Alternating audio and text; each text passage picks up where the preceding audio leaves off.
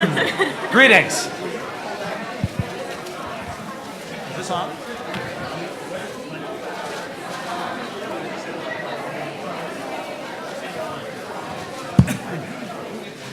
Hello.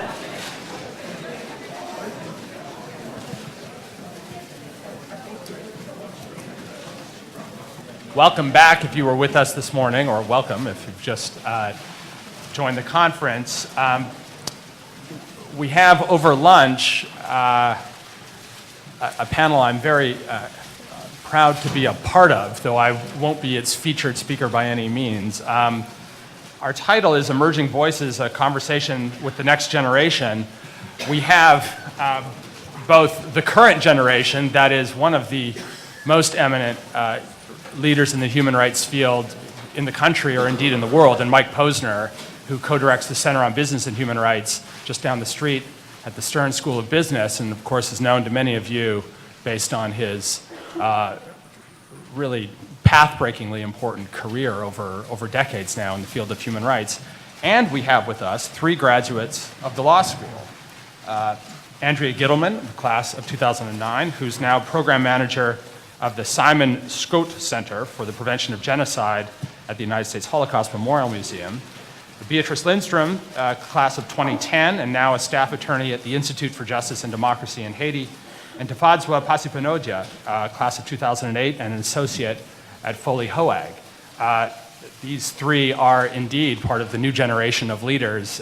The inspiration at the heart of the Bernstein Institute is to maximize this law school's capacity to be the training ground for the next generation of leaders in the human rights field, domestically and internationally. And with these three graduates, I think we have examples of exactly what we're trying to do going forward. So I'm looking forward to the conversation.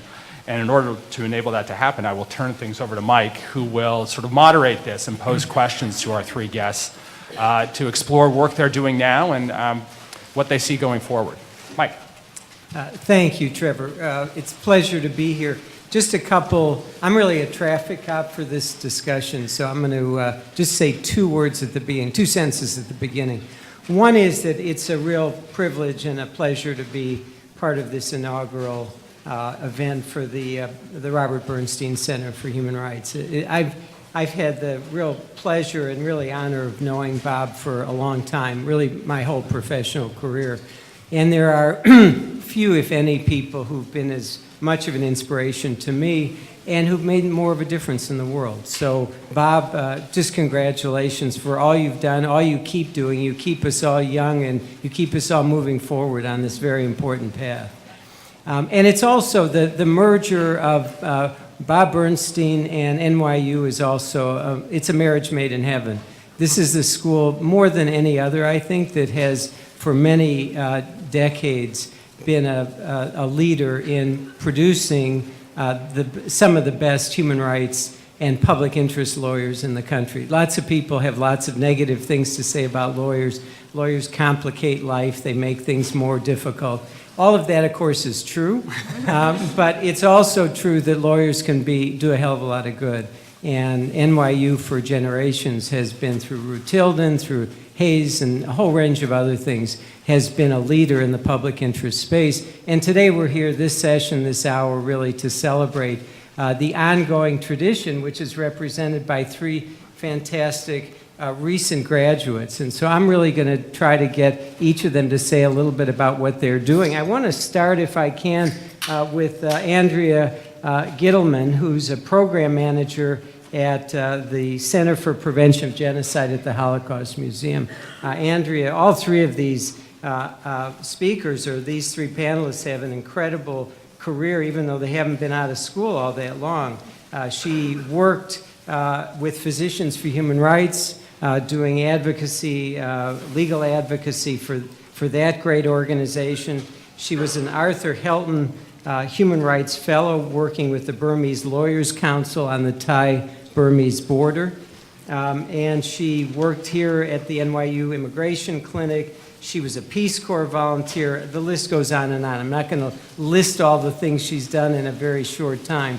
But Andrea, I wanted you to perhaps say something about First, about the Holocaust Museum and the Center for the Prevention of Genocide. I think a lot of people think, oh, the Holocaust Museum, they're looking at that, which happened 70 years ago. You're part of a generation there also that are trying to take some of those lessons forward. So say something about what you and others are doing in that exciting adventure.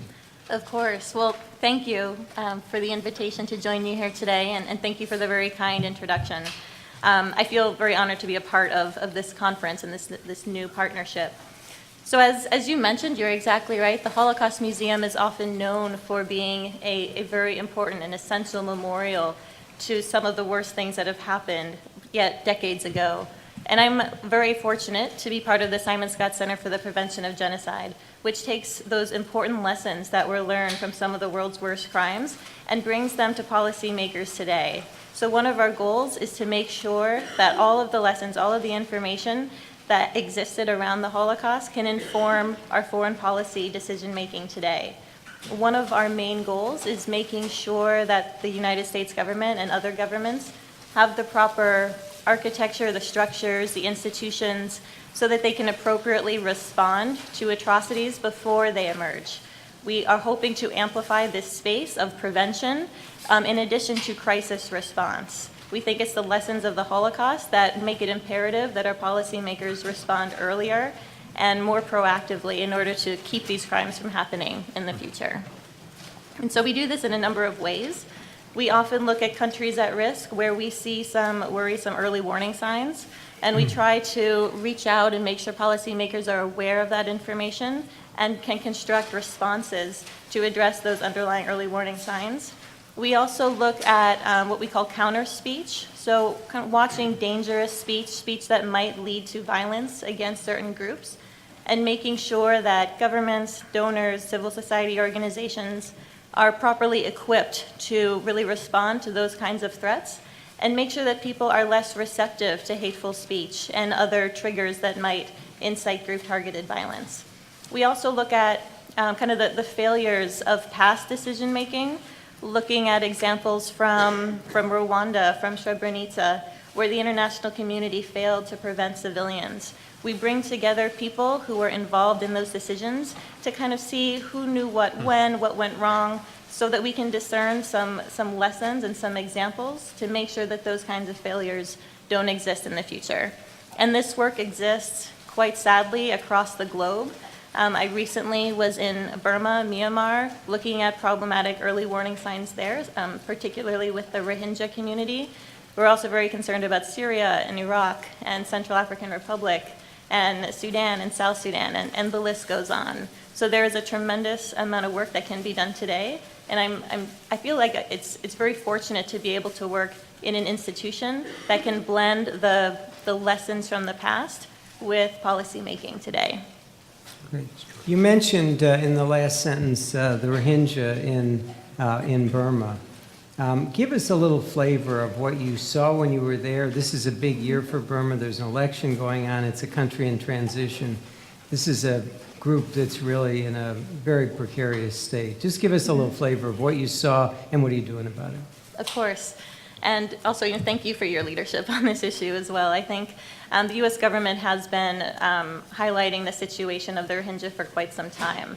The Rohingya are an ethnic and religious minority group, almost entirely Muslim. Most Rohingya live in the western part of Burma, Myanmar, in Rakhine State, kind of near the border of Bangladesh.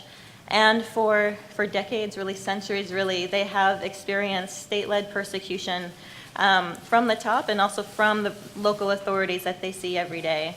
They face some of the most burdensome restrictions on the most basic aspects of life, from freedom of movement, freedom to get married, freedom to fix one's house. In order to do any of these very normal, very basic things, Rohingya people need to seek permission from local authorities and often pay fines that are just out of reach for most people given the poverty in the area. So this kind of state-led discrimination persecution has been going on for decades, and we've seen it erupt. It has erupted in different spates of violence over various points in time, but 2012 is when we saw high-level organized violence against Rohingya in multiple places in Rakhine State. So in Sittwe, the state capital, in other towns, other villages, And it was very worrisome to us to see that kind of, the simmering tensions really erupt in such a physical and violent manner. So the situation today and what the director of the center and I saw on our visit was just pure segregation. So towns that used to be Buddhist and Muslim, there were some tensions, but there certainly wasn't outbreaks of physical violence, are now completely segregated. Many Rohingya lost their homes. A lot of homes were burned during these fates of violence, and are now living in camps outside of the main town where they used to live. They are not allowed to leave. They're not allowed to work. They can't access health care. They can't access anything more than the most basic levels of education. And so the system already is so untenable, and it's being worsened by government action, for example, blocking humanitarian aid organization from reaching Rohingya in need, or further disseminating more laws that will inhibit the right to have families and the right to get married and the right to choose one's religion.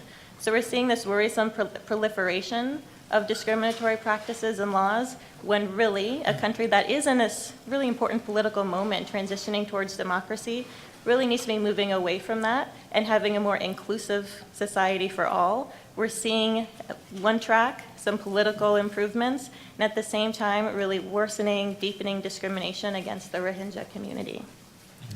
Just one more follow-up on that, if you don't mind. We sit here in New York or in the United States, and we look at this and we say, this is a terrible discriminatory treatment. People, as you describe, are being marginalized and isolated in their own society. Within Burma, within Myanmar, there is a overwhelming view that they are Bengali. They're not us. It's not unusual. We see it all over the world. And even the NLD, Aung San Suu Kyi's party, has been quite mute on this. So from where you sit, or where we are here in New York, what are the ways in which we can help encourage a kind of more embracing, a more ecumenical view of this community that's in distress? What are the things we can do to encourage a kind of more open discussion within Burma about how to treat this community? Not an easy question. But No, but a very good one. I think there is a role for the international community to play, but I think a lot of the progress, a lot of the important changes that need to happen have to come from within Burma itself. I think the international community can play a role when it comes to things that can be done rather quickly. I see that in terms of two groups. One would be humanitarian aid access. That's something that could be done relatively quickly if there were political will inside the country, and also restoring voting rights. It's a longer story, but it's relatively recent that now Rohingya will not be able to vote in upcoming elections. And I think those are opportunities where the international community can use its sway and its engagement with the government of Burma to bring about some changes there. I think we have a much larger problem of reconciling communities that, as you said, really distrust each other. There are people within the country who are promoting interfaith dialogue and who are promoting tolerance of people of all ethnicities and all faiths, but they have a much smaller microphone than some of the extremists who are promulgating hateful speech and hateful rhetoric. And so to me, I think those groups, those more moderate groups who are doing quite brave work to speak out against the status quo and talk about inclusiveness and tolerance, I think those groups need to have the bigger microphones. The international community probably could help, but a lot of that needs to really happen from within. They need to be able to resource themselves and organize themselves so that these hateful messages, when they come out, they reach an audience who then doesn't really appreciate that and doesn't take them literally and will not be inspired to commit violent acts. I think that's a much longer process. It's something that will involve a lot of stakeholders from within Burma. Great. Well, it's so great that the Holocaust Museum and you are working on this, and you're a real credit to NYU Law School. Should we move on? Beatrice Lindstrom is our second guest panelist. Beatrice, again, NYU Ruth Tilden Scholar, has worked on a range of issues relating to Haiti beginning after the earthquake in 2010. She's worked on prison rights, on health rights. She's now with a staff attorney with the Institute for Justice and Democracy in Haiti, and among other things is now focused, and I want to ask Beatrice to say something broadly about what the Institute is doing, but they are focused on something that I saw when I was in Haiti a couple of years ago, which is the outbreak of cholera, which has had a devastating effect on a country that's already got enough problems without that being brought from outside. So Beatrice, welcome. Thank you. So the Institute for Justice and Democracy in Haiti, I think is unique as a human rights NGO in the sense that we really were an organization that formed out of Haiti. We have a partner organization in Haiti called the Bureau des Avocats Internationaux, or the Office of International Lawyers, which is Haiti's oldest and largest human rights law firm, essentially, that works with communities who can't afford legal services to try to implement a grassroots approach in pushing for human rights enforcement through impact litigation and so on. And that organization has been around since 1995. And in 2004, the co-director of the BAI decided that in order to really have true enforcement and realization of human rights in Haiti, that we as lawyers from the global north also needed to look more critically at the policies here in the United States, the policies at international financial institutions, at the UN, at places like that, that are influencing human rights enforcement in Haiti. And so IJDH was formed then in order to accompany the BAI, and so we do a lot of the international advocacy and litigation in support of the work that's happening on the ground in Haiti. Now, specifically about the cholera work that we're doing. So I moved down to Haiti in September of 2010 on the Arthur Haltern Global Human Rights Fellowship that I know Andrea also had the year prior. And about 3 weeks after I got to Haiti, I remember being in the office and people were kind of rushing into the office saying, there's something terrible happening in the Artibonite region of Haiti. Adults are dying from diarrhea in a way that we've never seen before. And so within about 3 days of that, there was a confirmation that cholera had broken out in Haiti for the first time in the country's history. Within those first 3 days, there was 1,000 cases of cholera recorded. Within the first 30 days, 2,000 people had died from cholera. And almost as quickly as cholera kind of exploded across rural Haiti, there were very early on rumors that started circulating that cholera had come from a UN peacekeeping base in rural Haiti.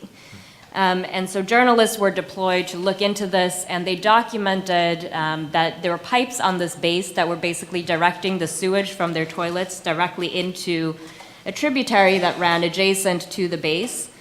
They were disposing of their waste from their toilets in open-air pits that were basically dug into the ground uphill from that river. And this is a tributary that feeds into the largest river system in Haiti that tens of thousands of people rely on as their primary water source.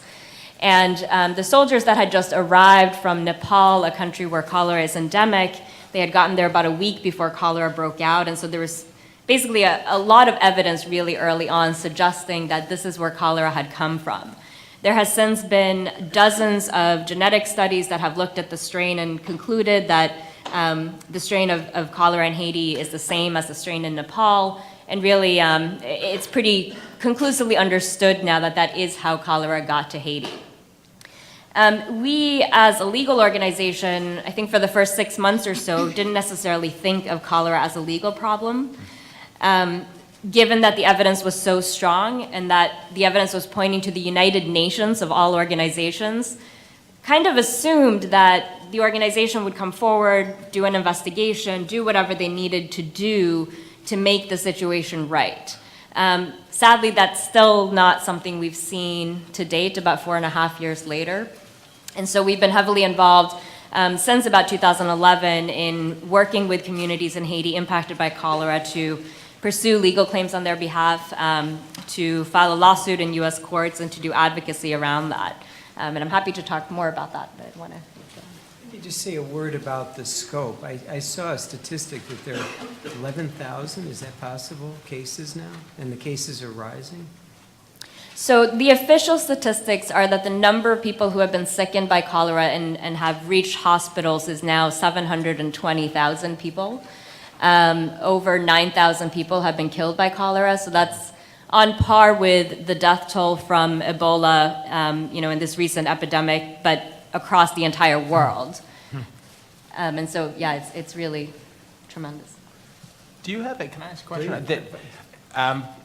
Your mention of the Ebola epidemic makes me want to ask, I mean, the fact of the UN's apparent, causal relationship to the outbreak here in Haiti is quite striking. And I guess I wonder if that causes you to think that this episode is distinctive, or if your work in this area leads you to think more generally about the work that lawyers potentially may be able to do, work that might need to be done related to sort of health outbreak epidemics more generally, whether it's Ebola in Africa or cholera in Haiti or something else somewhere else. Yeah, I think it's a great question, and I think that this work has sort of pulled us in a lot of different directions. Certainly, I've seen in a lot of really startling ways the need for lawyering to secure accountability and remedies. And I think especially in the global health field, that's something that people can be very resistant to, because there's a sense of that is something that needs to be left to medical providers, to charitable organizations, but sometimes the international community just doesn't respond in a way that's needed. And especially in situations like this, where the origins of so much pain and suffering is coming directly from a body like the UN, I think that need for accountability is one that we as lawyers shouldn't shy away from. But it's also introduced us, I think, to interesting aspects of UN accountability. I mean, being back here, I can't help but reflect on the fact that I think if someone had told me when I was a 1L in law school that I would graduate from law school and go on to suing the UN, I probably would have been pretty horrified. But sometimes we have to do crazy things for justice. And one of the things that I had no idea about graduating from law school and now know way more than I ever wanted to know about is the framework for how when somebody's been injured by, whether it's a UN peacekeeper or you get in a car accident with UN personnel here in New York, the ways in which you're supposed to be able to seek remedies for that. And so, as many people may know well, the UN enjoys immunity from court in most cases, but also has very clearly defined obligations to provide remedies through alternative dispute resolution. And I think that what we've uncovered is that is a system that's incredibly broken.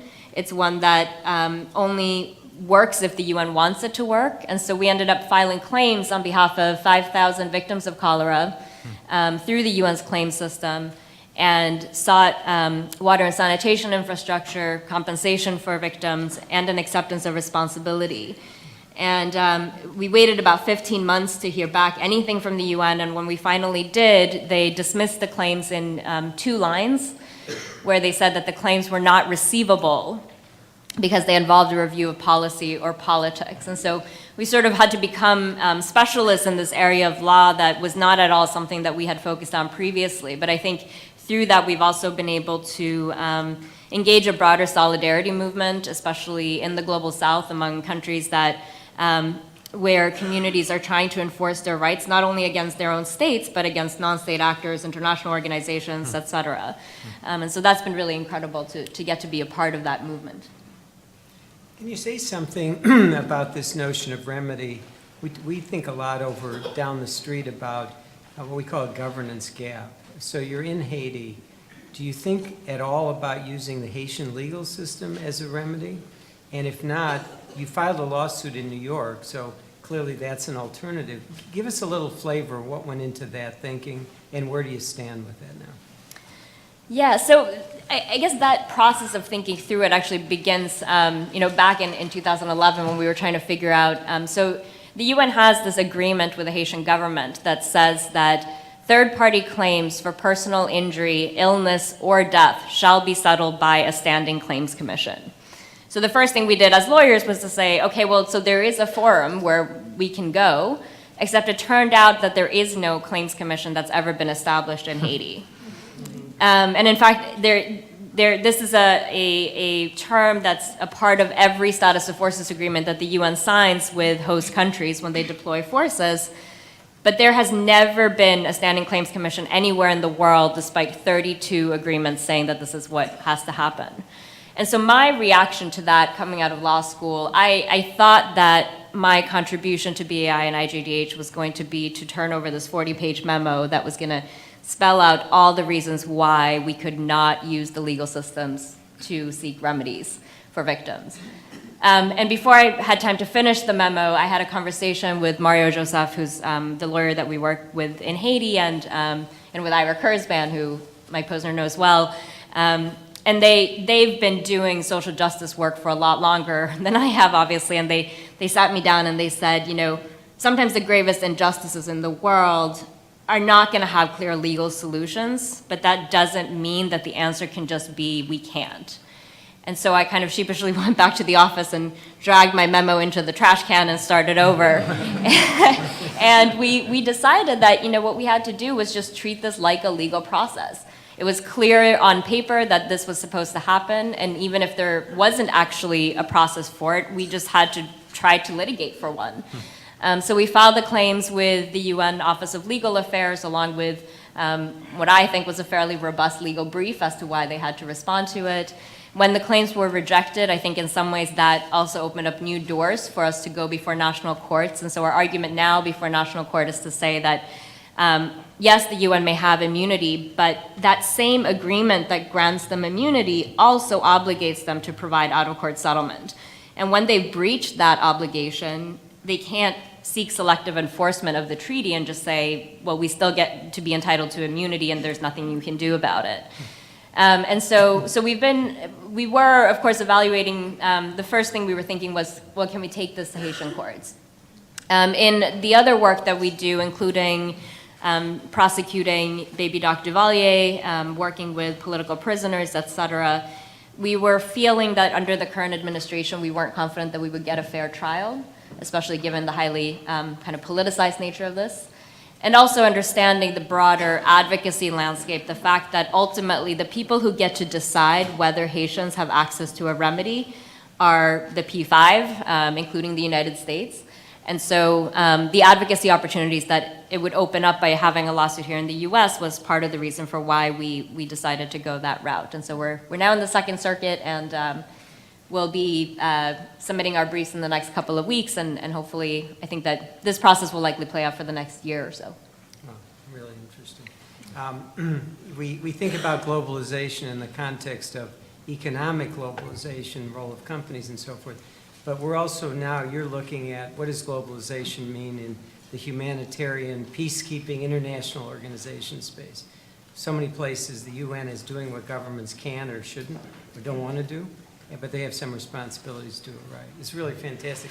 In addition to everything else Beatrice speaks, I have trouble with language. I have trouble with English. She speaks not only English, but Swedish, Korean, French, and Haitian Creole. So a fantastic representative of NYU Law School. And our third and last panelist, Tafadzwa Pasapanoja, pretty close, is another graduate of NYU, distinguished graduate, and she's been working, with a really fascinating group at a law firm, a Boston-based firm, but the Washington office called Foley Hoag. And an old friend named Gare Smith, who worked for Senator Kennedy, who worked in the State Department, has set up a really, I think, unique practice in the world probably, taking corporate clients and government clients to really pursue justice in the areas of business and human rights. And so, Tafadzwa, why don't you give us a little flavor of what your daily routine is, what the firm's doing, and then I'd love you to talk a little bit about Philip Morris in Uruguay, if you would. Great. Thank you so much. It's great to be here back on campus, especially on a day like this. But it's exciting for me always to be back because I feel like the reason I do the work that I do and I'm equipped to do the work that I do every day is because of the education I received here at NYU Law School from professors like Meg and being her research assistant and being her student and being a student of many of the great professors here and being set out into the world to do work with their guidance really equips us all. So it's great to be back. I'm excited about this institute because of the fact that it's geared towards bringing together people from different backgrounds to work on Human Rights Institute, and it's an exciting endeavor, and I just want to congratulate you all on this effort. In my work, it really is another example of different kinds of lawyers and non-lawyers coming together to work on human rights issues and other issues. But I'll focus on the human rights issues for now. I'm part of two practice groups, the International Litigation and Arbitration Group and the Corporate Social Responsibility Practice Group. And with the International Litigation and Arbitration Group, we represent countries primarily against other countries in investment disputes and in international fora like the International Court of Justice and in arbitrations. And it's kind of an unlikely field to think of working on human rights when you represent a state against an investor, because in those cases, it's actually the state that's being sued by an investor for a number of issues. Often it's an expropriation claim. So you'll have an investor in a country that sues, in my case, it's often Latin American countries being sued by North American investors. To give you a flavor of that, one of my cases, I represent El Salvador against a mining company, a gold mining company. And the gold mining company sued El Salvador on the basis that El Salvador had expropriated its rights. And I'm obviously biased, but I don't think that it's an interesting way to put it, because what El Salvador had tried to do was to say no more mining in El Salvador until we figure out the environmental rights. And they had been pushed to do this by NGOs and community members who really didn't want to see any more mining going forward until El Salvador had shown that, as the government had shown that they were able to mitigate the harms, and especially the harm to water that comes with gold and cyanide in a small country like El Salvador. And the mining company decided that the fact that El Salvador had decided to stop mining until they had figured out a process was an expropriation of their rights, and sued them in an arbitration before the World Bank. And that we just had a hearing on that in October last year, and we're waiting to see the results. But a lot of human rights and environmental issues came up in that, and you have a lot of international lawyers, arbitrators who are being forced to grapple with these issues that they didn't study necessarily when they were in law school and thought they would be looking at investment clauses, but are having to grapple with human rights issues and environmental rights issues more and more. And a similar case that you mentioned, Professor Posner, was the Philip Morris case, where I'm not on this case, but our firm represents Uruguay, and they're being sued by Philip Morris, which is a cigarette company, because Uruguay has had a lot of stringent regulations of cigarette boxes. No images, no horses, and that sort of thing on the boxes, and on very plain boxes, and huge warning signs about the health potential negative effects of cigarettes. And Philip Morris has accused Uruguay as well of expropriation because of the fact that they're regulating in this way. And these are basic things you think that governments should have the right to regulate related to health, related to the environment, but they're not having the chance to do so. So those are the kinds of cases often that we have in that practice. And then there's a practice, this corporate social responsibility practice that you mentioned, Professor, and that is different in that there we counsel corporations as opposed to the other practice where we represent states. And in the corporate social responsibility practice, we're working with companies who have come to realize that it's in their best interest to be forthcoming and forward on human rights issues, especially in the extractive industry, but also in other industries, because they're getting a lot of pressure from governments, from NGOs in particular, from local communities, and want to be seen as addressing the risks before they get sued, or before there's been a groundswell of local action that forces them out or closes their operations. Great. So what you're describing, especially with the work you're doing in El Salvador, Uruguay, is also part of this global environment where states need an equality of arms. They're challenging big companies, and they need the kind of legal expertise that you and your firm provide. What sort of interaction do you have with the state ministries of justice or ministries of commerce? In what ways are you supplementing what they're able to do themselves in these litigations or in these arbitrations? Yeah, the contact with our clients is crucial, and in these cases, we travel a lot to the countries to really get to understand what the situation is on the ground, because all we have is international law, and we can apply it, but they have the facts. We speak to lots of people who are the ones that are either suffer the effects, or the government officials who made the decisions, and trying to understand their perspective of why they might have decided to run this risk of, saying no more mining when they have mining companies there, and just understanding their pressures. And so being able to talk to them is really important. What they don't have at this point, many of them, is international legal experience, and weren't expecting to be sued for doing this, so weren't equipped in this way, and that's where we try to assist them, and have sort of built a reputation as assisting smaller countries in this way. It seems like your expertise would be supplementing what exists within the government, and you'd also have a question of expertise in the decision maker too that I thought you were referring to earlier. So if it's an arbitrator used to hearing investment arbitration claims, are there challenges with getting them to understand the dimensions of human rights or environmental protection that the state may have been acting on the basis of, and trying to give them a framework for thinking about how that could be a legitimate ground for what the state is doing? There definitely is that challenge, and more what we've tried to do is have, we often work with the environmental ministries or the health ministries, whichever ministries, not just sort of what you would traditionally think of as justice ministries, but having them and speak for themselves before the arbitrators is always very effective, so they can put the arbitrators hear from them how they made these decisions.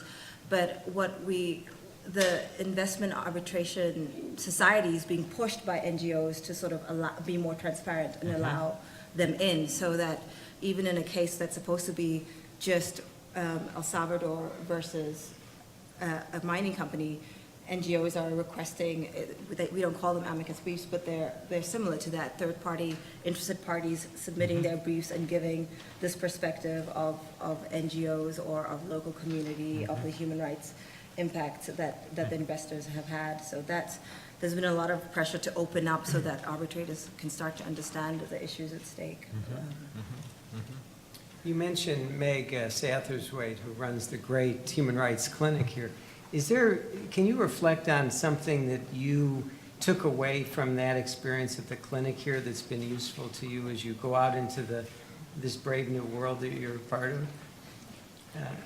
There's so many. How do I pick one? But I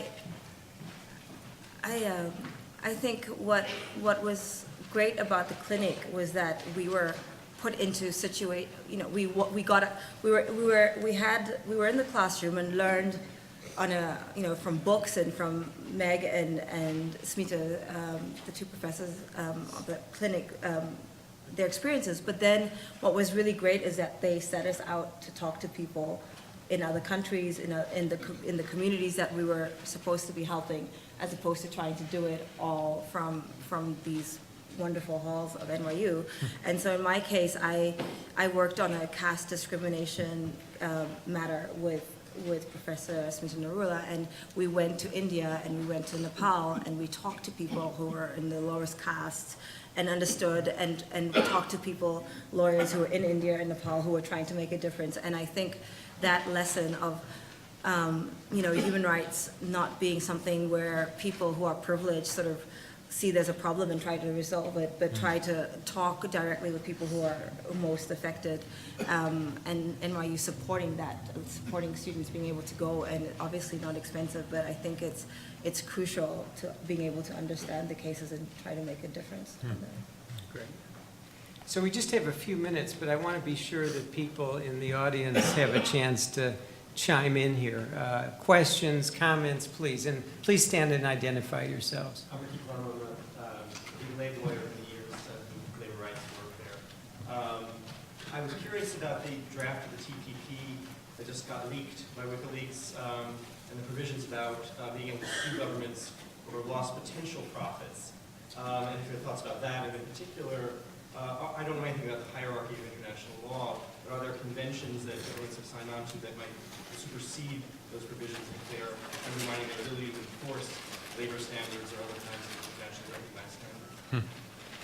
Yeah, that's a great question and issue that's being discussed a lot as we think about this investment agreement that is being considered between Europe and the U.S.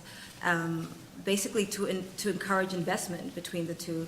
It's kind of like NAFTA. Some of you may have heard of NAFTA, which is another free trade agreement where the countries are trying to support investment in each other's countries, and there's always a little clause that seems small that says if an investor in one of the countries is unhappy with the treatment, whether they feel they've lost profits, they've been expropriated, they've been treated unfairly, they've been discriminated against, they can sue the state in an investment arbitration. And that's how our cases that I just mentioned come about. And that's the danger with this agreement, that often it opens states up to having to respond to claims like these when they're just sort of dealing with health and basic governance issues and in the environment.